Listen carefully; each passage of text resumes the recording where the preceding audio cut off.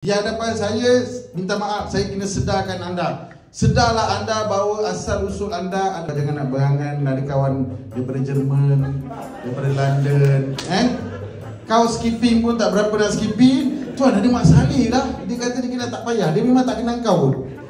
Engkau Singapura pun tak pernah sampai. Ni saya nak bagi tahu, sorry bukan dalam ni lah. Dalam ni saya tahu you all ada international sebenarnya, level-level tinggi kan. Tuan pergi kat muka surat tu.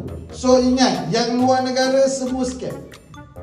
Pesan tu kat orang kampung, kawan-kawan kita tu mengada nak kawan-kawan negara. Kadang saya pun geram juga tengok tu sebab polis suka bebel kan. Yang kedua, tadi saya dah ajar kan, dia call kita, dia minta nama ngisi tu scam. Dan kalau dia call kita, dia sambungkan. Tadi asalnya LSDN, tiba-tiba sekejap saya sambungkan panggilan ke polis. Itu scam. Guys, panggilan sambung tak boleh. SOP, polis dia tak boleh sambung lain-lain.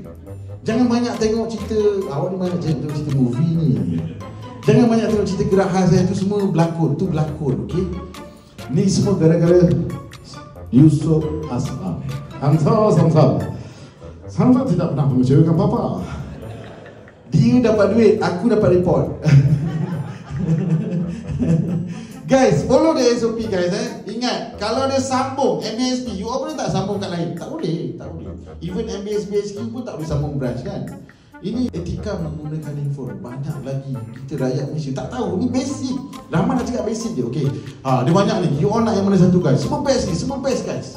Nak yang mana satu? Semua best, serius, semua best. Yang mana satu? Kejap